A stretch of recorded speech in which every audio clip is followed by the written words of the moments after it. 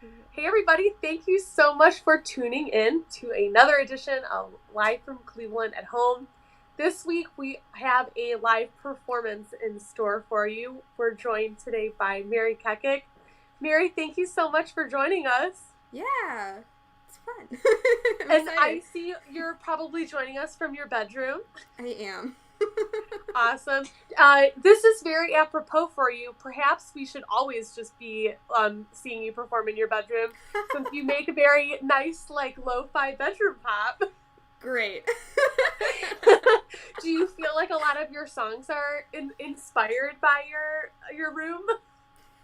Well, first of all, this is like I just moved into this room, so not Oh, really necessarily this room. I've had a few songs maybe that were, but most of the stuff that I write is just like I try to write differently, and then it just comes out the way that it comes out, and I just let it go. So I guess maybe unintentionally, like subconsciously, maybe. You know? before you lived where you're living now, where were you living before? Have you been in Cleveland for a long time, or? I'm from a suburb right outside of Cleveland, so like I'm very familiar with the area. I grew up in Lakewood, Mhm. so it's pretty much the same thing, but not really. So, yeah. Perfect. And tell everybody at home who's watching a little bit more about yourself, how you got started writing and performing music. Well, I started kind of writing music as a kid. Like I would just be like I figured out song structure at a young age, and I like between like 5 and 10 would just make up songs on like a fake guitar all the time. And then when I saw I saw Josie and the Pussycats, and then I asked for a guitar, and then I got a guitar for in like middle school for Christmas, and I started playing guitar a little bit and started writing in high school. Not good music, but I started writing then, and then I kind of trailed off in college. Was in like marching band and all that stuff. Was a huge band nerd in college. Put all of like playing music by the wayside except for marching band, and then got back into it again. A couple years later, I started playing shows for real. So, yeah, the TLDR of my life. And I feel like so much of that early inspiration that you had has really kind of like come full circle now. You performed last Halloween in a Josie and the Pussycats cover band. Tell us like a little bit about that. It was so much fun. We came together. My friend JJ, who helps run Kling in Akron, he had like posted something on social media about how he needs somebody to do a Josie cover band for Halloween, and then my friend tagged me or whatever in it, and I'm like, I'll do it. I need people to do it with me though, and we had a hard time finding people, and we found people that one person that I kind of knew, and then like two people I never met before, and in a month we just clicked and we played it, and it was flawless. It was pretty much flawless. It was awesome. It was so much fun. Um, were you more of a fan of like the original Josie and the Pussycats or like the reboot? It was the movie I saw on TV. It was just airing one day on TV, and I'm like, this is for me. So then I got like a DVD on some like random website for Christmas, like, or for my birthday the same year I got the guitar, and ever since then it's been, you know, yeah, yeah, exactly. History. Now I have like a few of the comics, like the current comics. I don't have any of. I've never seen like the cartoon, but I want to because it looks tacky as hell, and I love it. Besides Josie and the Pussycats, are there any other artists out there that have been like a big influence for you? I know we kind of nerd out about music a lot together, so I know you've been listening and keeping your ear to the ground. So when I was a kid, I'd come home from like softball, like rec softball, and just watch the Monkees TV show. And so I was really into the Monkees for the longest time. And then my friend in middle school introduced me to the Donnas, and that was a huge influence too. Like at the same time that I was getting into Josie. So it was like them, eventually My Chemical Romance, Slater Kinney, Bikini Kill, Sahara Hot Nights, a bunch of bands like that.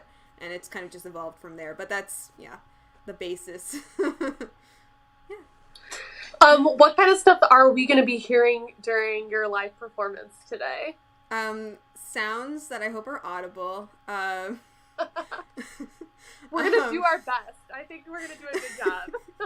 I hope, because I've been messing around trying to figure out this mic situation since yesterday. I'm like, I just got a new laptop, and it's like, it was a terrible microphone. I'm like, I'll be fine. And my friend's like, no, you need to use this microphone. Your audio is terrible. I'm like, all right, cool. I jokingly once called it soda pop folk punk. I don't know why. So I guess whatever you can like gain from that description would probably be what you're hearing. Like, it's, yeah, poppy, I guess, folk, but like inspired by like punk stuff, but doesn't necessarily sound punk. I don't know how to define it, to be honest with you. I'm just rambling at this point. No, it's good. I think that that definitely preps our audience for what they're gonna hear. Most of the music that you're going to be playing tonight is on your Bandcamp. Mm-hmm. And do you know like the address for Bandcamp if people want to go on there and look stuff up after this performance? Yeah, so you can either just search my name and then the word Bandcamp, or you could just, it's my last name, Kekic, KEKIC.bandcamp.com. So. Awesome. Yeah. And I know on Bandcamp too, we've been talking a lot about this on the program, but they have been doing the fee-free Final Fridays, mm-hmm. and you actually also donated some proceeds that mm-hmm. people had purchased for one of those Final Fridays to Black Lives Matter yes. a little while ago. Yeah. Very cool. And also are just generally amazing about posting different resources and things as well on your page, which I always really appreciate. I try to. So I'm not like the best ally, but I try to be a little bit. Yeah. Yeah.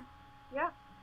If people want more information, yeah, definitely Bandcamp and your Facebook page that we mm-hmm. linked to yesterday are two really, really good options. So, Mary, what's the first song that you have? This song is called Judge Dredd. Yeah. Awesome. Do you want to play it, and then maybe afterwards you can tell us like a little bit about the sure. writing process? I guess if I remember how even this one went. This is so long ago. All right. Cool. Awesome. Ready for me? Okay. Cool. All right. Sorry.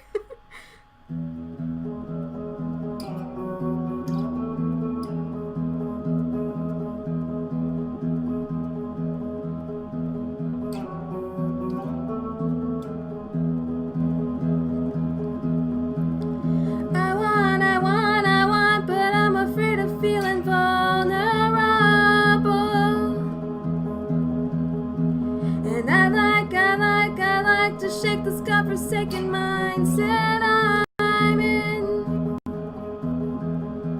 and who am I to say things are gonna go my way?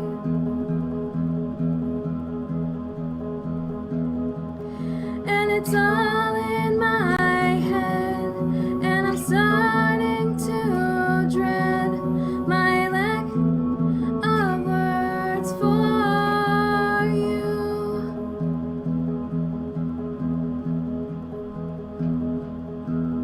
My head is rushing with too many thoughts.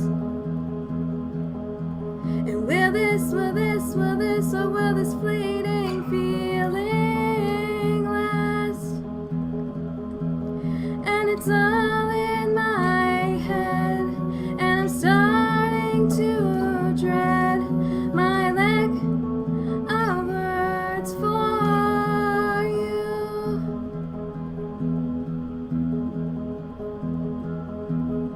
But who am I to say things are gonna go my way? Cool. Awesome. Yay. When did you write that song? Maybe like 2 years ago or something. I've been playing it for a little while. It's been like my opener usually. It's like 2 or 3 years ago, maybe, something like that. Gotcha. Yeah. And I've seen you play out a few times. I feel like the shows are well selected, usually kind of few and far between, which is nice because it is exciting to, hear your material. Not too much, but you're really looking forward to it once you do. Oh. One of those nights that I had seen you was at Happy Dog for Brian Straw's kind of artist in the Underdog series that he did, which was like a lot more distilling like Cleveland musicians down to their like singer-songwriter roots. Mm-hmm. And I always like the opportunity to hear a little bit about the songs or how they kind of came into the playlist. So was that one like where were you around the time that you wrote that song? Were you just kind of starting to perform out? I think I've been was this something sorry. No, I think I've been performing for at least a year or two. I really am shaky on the details with that one. I just remember like rewriting the second like verse part once or twice. That's like my entire memory of writing that song and going like, I guess this sounds kind of cool together, like the guitar part. But yeah, I don't even remember. I know I would have been at the job I'm at now, but I don't know where I would, like, I know it was maybe about a year or so into performing live. I started performing live in, like, mid-2016, so maybe, like, 2017, like, mid or late 2017, probably. Yeah. So. I know you've, like, played out with Cleveland bands like Sure Machine, and I know Jason Kaminsky was also on that Happy Dog show that I saw, but I know that you've also been on bills with like Slingshot Dakota at Mayhalls. What have been some of your other favorite gigs too? Ooh, I have a lot. Remember Sports was really fun. That was with I forget who else was there. I know Bitch Seat played that. It was really fun. But yeah, the Slingshot show, I've been a fan of them forever. I love Carly so much. There are a lot. The Porch Rocker show from last year was fun for a lot of reasons. But the memory and this has nothing to do with the music itself. Well, I guess it kind of does. But I remember during one of the sets, I think it was Bitch Seat's set, there was like a bunch of kids just dancing, running around in circles the whole time. And it was just, everything just like felt like beautiful and wonderful and so much camaraderie. And everybody was just like, we're all friends. And it was like really like fun. I don't know. Very uplifting. And actually, yeah. I'm happy that you brought that up because I kind of felt like it was a really awesome opportunity to have you on the show this week because the Porch Rocker series kind of went couch rocker this year, and they obviously didn't have as many bands perform, but yeah, it has been like the 1 year anniversary since that. Pretty much give and take a little bit. So I think that was like a year ago yesterday, maybe. Your Facebook memories are for something, to help remind you like what happened, My actual memory is not. I can tell you that. But it's good to have those type of events, to bookmark, what has happened. And I'm sure songs kind of like operate in a similar way sometimes as well. So. Oh, and then there was the only show I really played this year, like live, was the WRUW-FM show at Mayhalls, that fest. I was called in like last minute to replace. There was a band that was snowed in. She, her, hers was snowed in, so I came in and I played, and that was really freaking awesome. And that was to raise money, right? Yeah, that was for Roe v. Wade and stuff, Or what was it? I'm totally blanking on the name. Oh my gosh. Pro-Choice Ohio, I want to say? Yeah, I think that's right. Yeah, that was... Oh my god, I'm totally biffing it. It's hard to remember. I followed them on everything. Yeah. Well, you have 5 songs lined up for us tonight, so I'm going to have you go into your next song, and then we'll talk a little bit about it. And then also after Mary's finished performing this one for us, also we'll ask a little bit about some of the other like virtual performances and things that you've gotten into this year. So, well, what are we going to hear next? This is called Truly Outrageous. Oh, maybe if I turn off the tuner, that would work. All right. Okay.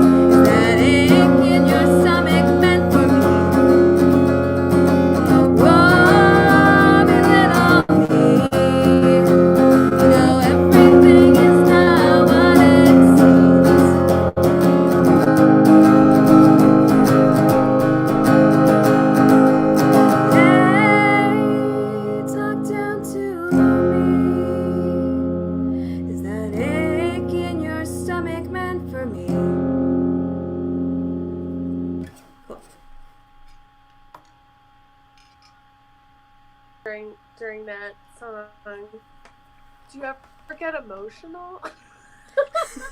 But I wrote it as a question. Like, you know, I think that a lot of the songs that you write are very like packed with all kinds of emotions that we've like felt, everyone has felt before in their lives. Have you ever been like performing and got really emotional during a song? I have not, but to answer your first question, I have been emotional in my life before. I'm not a robot. But no, I don't think I have. I think that I just like play them out just long enough, or like I sit with the lyrics long enough that I guess just for me it doesn't really, because I'm focused too much on not messing up. Then I'm just like, okay, I gotta play this right, the whole time. So I'm honestly surprised that I haven't, maybe once, but not like often if I do at all, I don't, like, I can't recall any time that I have, so. But that's good. That is good. I guess that if people always that emotional during their sets, we have like a lot more like crying.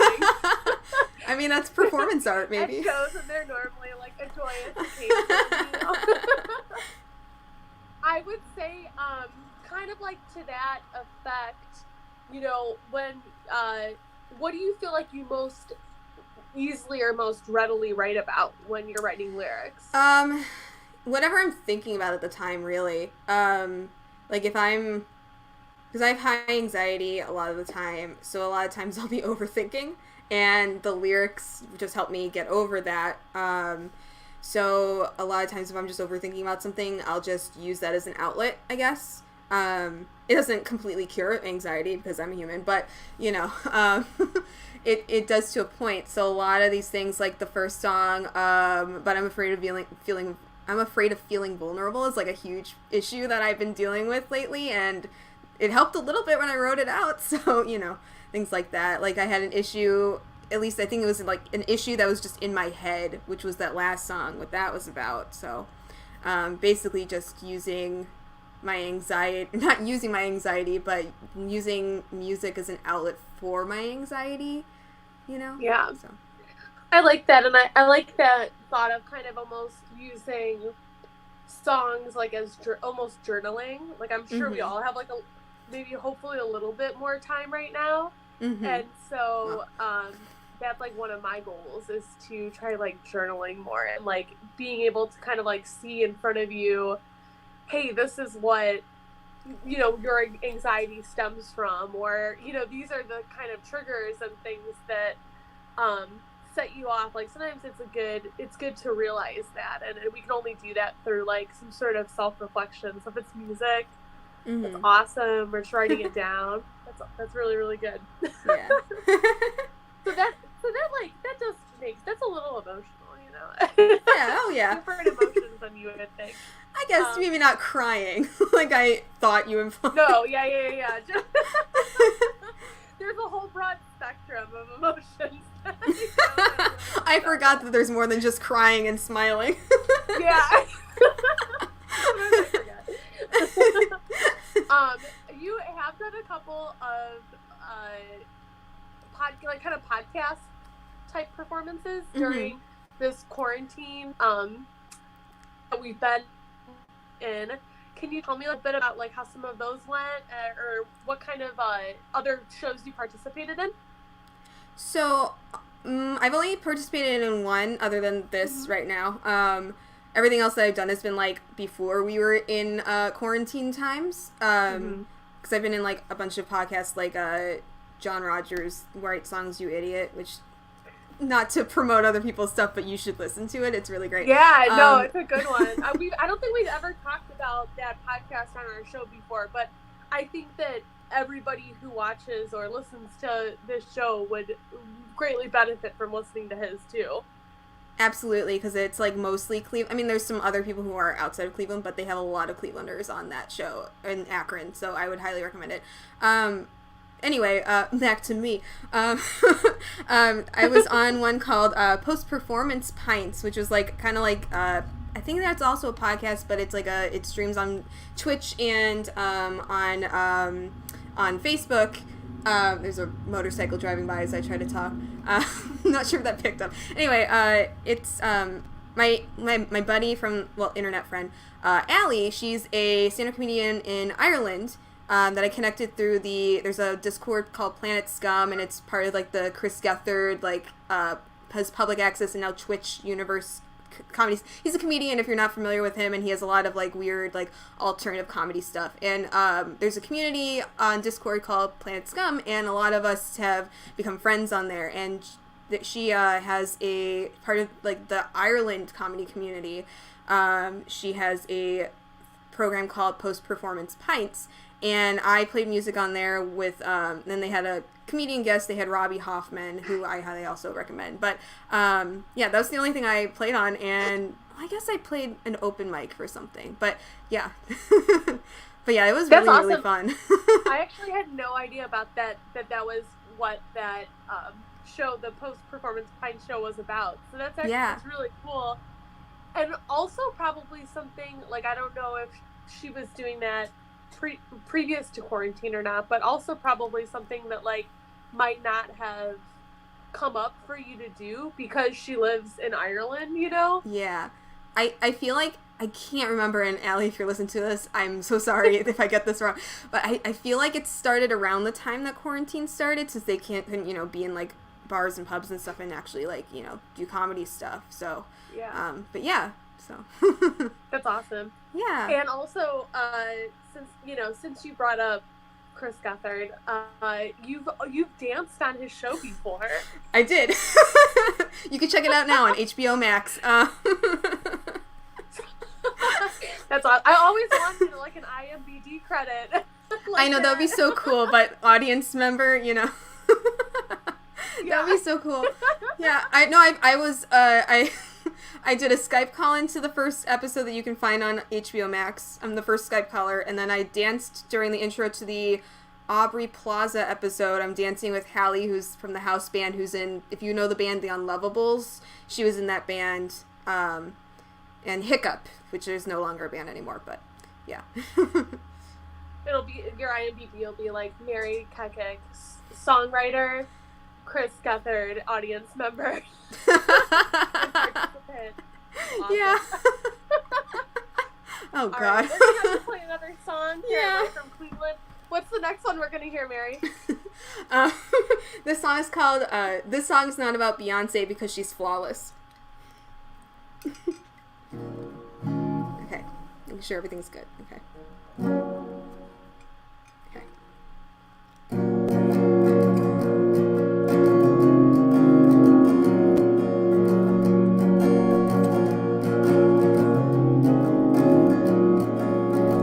We'll complain about sharing our emotions and just let her stay and fall. Sit and come to think our actions are helpful while her back is against the wall. Daydreams take control, emotions of an animal. Loss prevention protocol, just wanna make you feel small.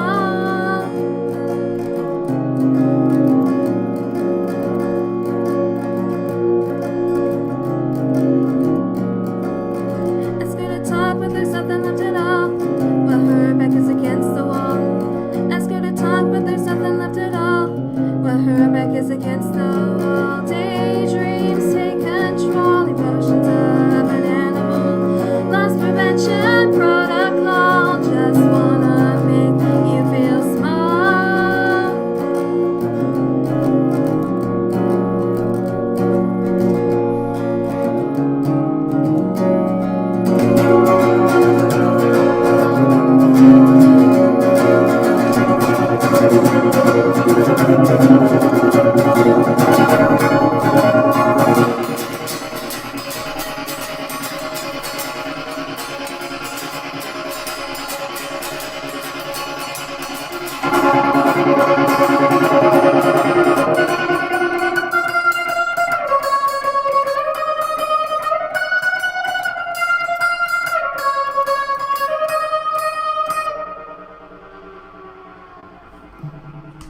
Cool.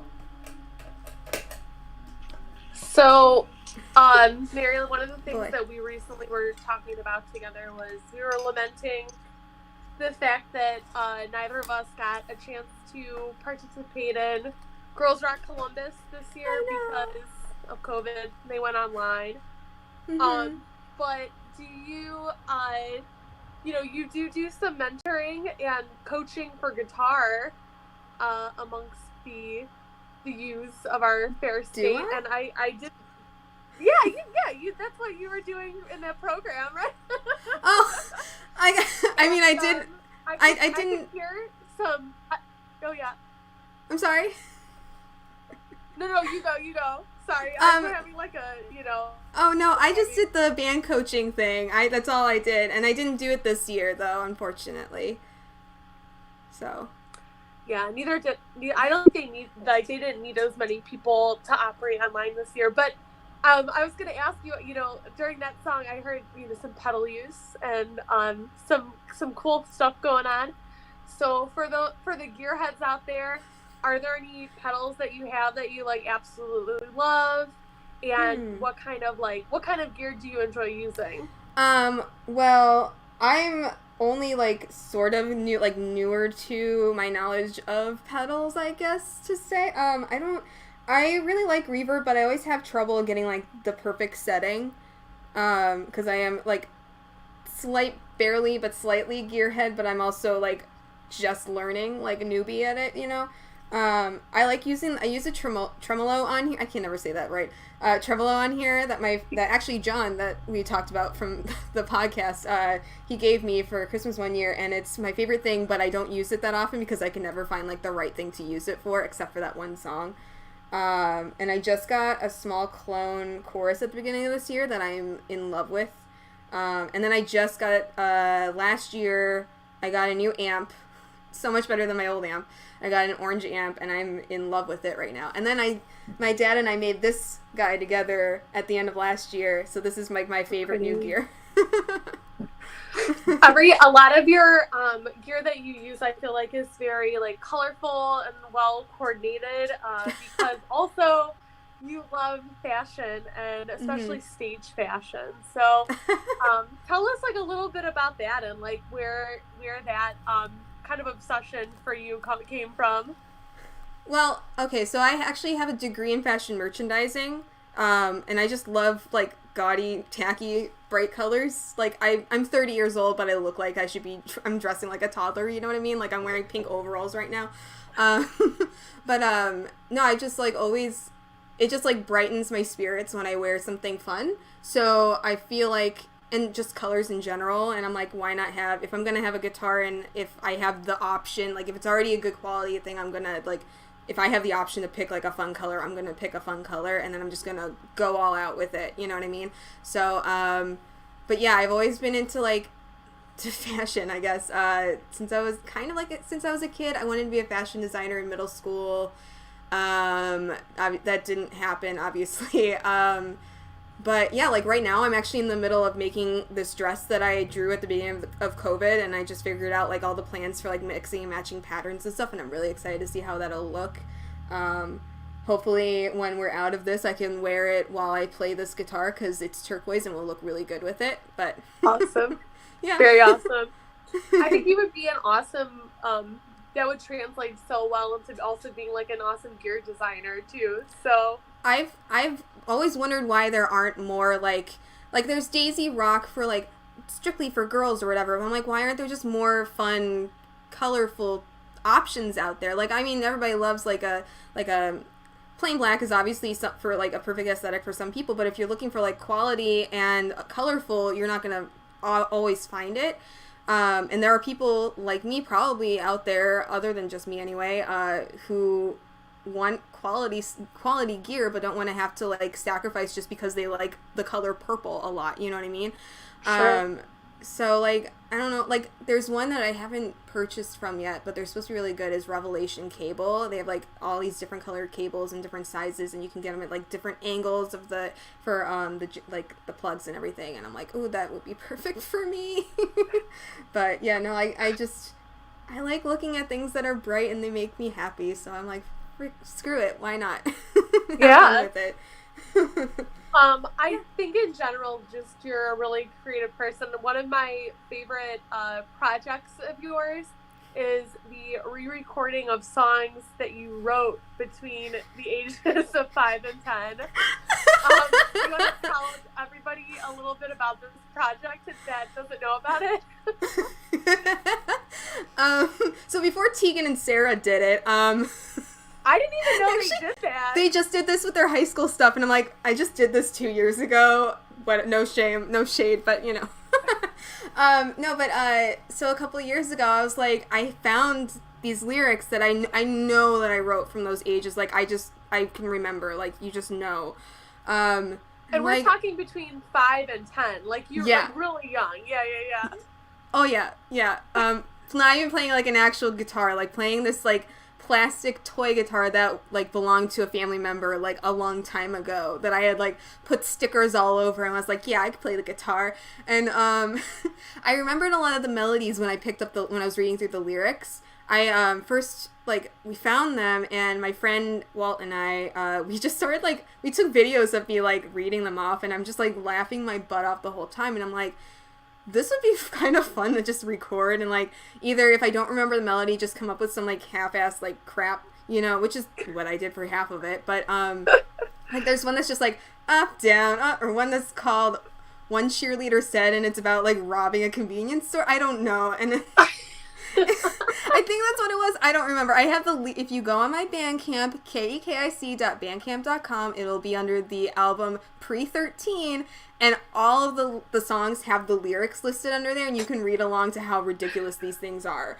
So I love it. I think it's such a fun project, and when you're saying that, like, you could remember what a lot of the melodies were and stuff, I also like found an old journal like that I had written a song when I was like around that age, and I could like remember what the melody of the song that I wrote was. It's so funny how that stuff sticks with you, especially melody and like music. That's why we can remember things that we haven't listened to in 10 years, you know? Definitely. Like, I know that there's got to be a cassette tape of me in my parents' attic, somewhere up there, of me singing some of these songs, because I know that I recorded them. That might be why, like, I can remember these things. But then also, like I've always been able to read sheet music, but I would kind of, do a half-ass version of writing sheet music by just like making what would look like a heart monitor, like lines for like where it would jump, kind of similar to what you would look at with like a sheet music. So it kind of jogged my memory, but not totally. So I don't know. That's so interesting. Yeah. I also feel like too. Do you ever feel like I always feel like I was so much more creative, like as a kid, because like there's nothing for you to lose. You're not worried about being embarrassed because what are you doing? I mean, I was always embarrassed since I was a kid, but no, I've lived my life high anxiety. No, but yeah, I've been thinking about that a lot too. I'm like, I'm older now. Like, am I just losing a lot of my creativity, or am I not giving myself enough credit because like I don't have the time to be as, is it that I'm losing my creativity, or I just don't have enough time to be as creative as I want to be or used to be because I'm too busy with real life situations, you know what I mean? Right, yeah, for sure. I totally get what you're saying with that. Yeah. Well, you have a few more songs to share with us that you wrote as an adult. Yes. Someday I'll perform my Crash Test Dummy. Alrighty. Okay.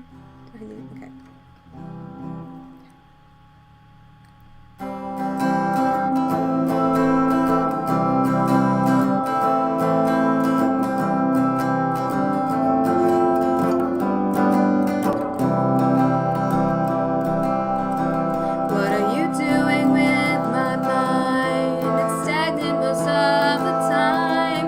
Your damn mixed signals are shrouded in symbols.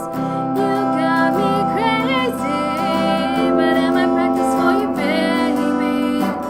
Now I'm feeling kind of funny. You know I'm not a crash test dummy.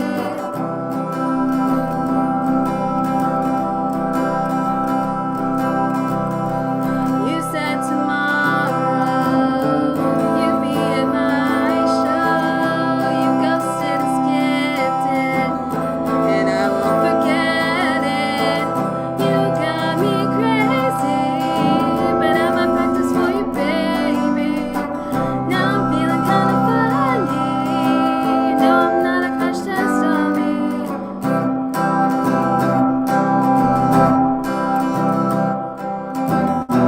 Your broken premise is making me grimace. It's in my best interest if we could just end this.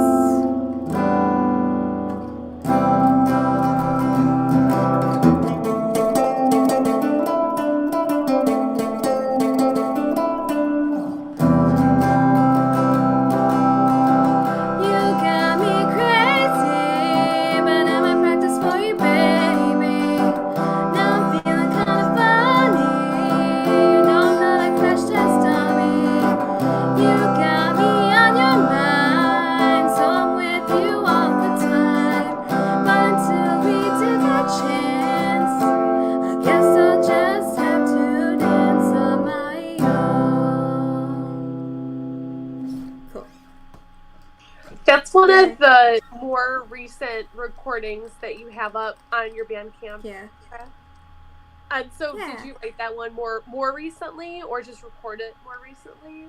That one I recorded not too long after I wrote it, actually. That one came to like fruition pretty fast, which doesn't usually happen with me, but that one like just happened like that, like lickety split. When you record these, are you just like using your home computer, or how have you been making that work? So I used to do it with my old computer, which definitely had it had a really good microphone for just like a laptop computer. Now I guess I'm gonna have to invest in a new microphone because I just got a new computer and the microphone was trash. I'm using my roommate's external right now, but yeah, in the past it's just been my computer, my laptop, or like I was borrowing another external at one point in time. But yeah, primarily just my computer. And so most of these songs are also written just for you and a guitar. And I know that it's been kind of like, I feel like you joke around about like, maybe one day I'll get a band, but do you think you will do that when you write? Are you really considering ever putting in any additional instrumentation, or I would prefer additional like instrumentation. It just hasn't come to fruition yet. I intentionally started playing solo before like ever like doing any like with like a full band or anything, so I could, because I'm really nervous in front of people a lot of the time, and I think it's helped me a lot. And I'm like, well, if I can do this by myself in front of people, if I can do this when I'm with people and more comfortable, then that'll like, you know, be great. Like the first time I played with like a full band of people was that Josie show, and I felt less nervous than I had ever felt before, and I barely knew those people, that sounds really rude. But yeah, no, I barely knew the people I was playing with. So yeah, I would love to play with the band. I think that now that I am like moved into where I moved into, it might make it easier because of like one of my roommates and I have been like talking about it for like literally years, and then when one of the people hasn't gotten off their butts to do anything about it, I just would want to play something like a little more like poppy, like Lemuria meets Forager or something like that, you know what I mean? Yeah. Yeah, because I like even just playing guitar on its own instead of singing. Like singing is fun, but if I could just like bounce around on stage and play guitar, I'd be thrilled. That sounds awesome. Yeah. Do you think that you'll figure out any covers for this year if we go all fully virtual with our Halloween celebrations? I don't know. Initially, I was reaching out before we knew that things will probably not be back to normal before Halloween. I feel like reached out to a few of my friends. I was like, "Do you guys want to do a Charlie Bliss cover set for Halloween if we get back to normal?" And they're like, "Tentatively, maybe yes." I'm like, cool. But so I was talking. I actually brought it up to one of my friends because I believe Sunnyvale, Berea is going to probably do like a virtual. Like Flower Pot Records is probably going to do like a virtual kind of thing, and I want to participate in it, and I just got to figure out what I'm doing, and I would love for my roommate to join with me on that. If he's watching right now, hi dude. From the other room, but probably in the other room. He's probably going, oh no. Right now. No, but like hearing screams from the next room. Sorry, Walt. No, I would want to do something like with maybe not necessarily a full band because it'd be kind of hard to like do with drums and stuff, but like the Ergs or something would be an amazing band to cover. Or I'm blanking on other bands, but that would be a fun one to do. I feel like I was so close to wrangling you into doing my Dolly Parton set. That also never happened, mean, so. I'm not saying no. Let's go. Let's play Jolene. Let's go. Yeah, right? I know, right? I'm not as good as Dolly on guitar. It's all right. You know, it's all right. It's time to just do it, you know? Absolutely. I actually wanted to ask you too, because I think you have one more song left for us. Yes. Okay, cool. So before that, just a little bit like, how did you kind of like, I don't know, overcome like any sort of nervousness that you might have had to play out the first time? Like, what was your first solo performance like, and like how did you go about like booking it and like psyching yourself up to do it? So my first show was a 4th of July show on the back patio of Kling Thing in Akron with a ton of people. It was very, very, there was like 6 bands on it. It was really like I had high anxiety. I messed up that Beyonce song that I played. I had just written that one and I messed it up. Like I could not remember half of the song. I forget what your initial question was, other than what was the first show that you played? What was that like? Yeah, were you nervous? Like, did you know you were going to perform that ahead of time, or was it more of like just a spur of the moment thing? Oh, yeah, no, it was planned. I think I reached out to, I think it was Tyler from Kling that I reached out to. It had to have been at the time. I think, it was him or Reed. I can't remember. But, yeah, I was like, yeah, can I play the show? These friends are playing the show. Can I join too? And I think I was the one who reached out because I was like, I want to start playing sometime soon. I had just gotten like, a good amp. I just like 6 months prior gotten my my Squire Jaguar, and it plays like a dream, and still does to this day. And I was like, screw it, I got a couple songs, let's go. And I drove really, I had to work that day. I was working at a department store, and they kept me late, and I'm like, I have an obligation. Like, I know that this is my obligation because it's work, but like, I also have to drive to Akron from Avon right now. So I was like, can I go second? Because I'm not going to make it on time. And they're like, sure, fine. So any of the nerves that I had initially, they were happening as I was driving from Avon to Akron. So all the nerves were happening in my car, and then I didn't have nerves, and then I had nerves as soon as I was on stage, and then I was fine. So it was just like all over the place with feelings. And I remember... Oh, go ahead. Sorry. Oh, well, I was just going to say, like, if there are people who are, are, like, considering playing out, like, do you have any advice for them about, like, just do it kind of thing? But I'm also interested in hearing how you were feeling, or also then. Well, I just remember, like, going up to one of my friends afterwards during, like, one of the next artists that was performing. My friend Harrison's just like, you're always gonna have that feeling after you perform, before you perform, just so you know. I'm like, great. And actually, that's my thing to mention to people is, like, that's never gonna go away. Like, it'll subside a bit. It will definitely subside a bit. But if you're gonna go into it, keep that in mind and grow comfort in your discomfort, basically. Because that's the only way you're going to get through life in general, is growing comfort through your discomfort, and might as well apply that feeling to playing. And that's what I did. And once you do, I think that even if you don't necessarily feel or look comfortable on stage, you're going to be a lot more comfortable than you were times and times before that. So yeah, just grow comfort in your discomfort. I didn't come up with that idea, but somebody else did, but I can't cite that right now. I love that. No, I love that idea, and I really appreciate that piece of advice. So, what is the final song that we're going to hear tonight? This song is called Endless Bummer. Cool. Alrighty.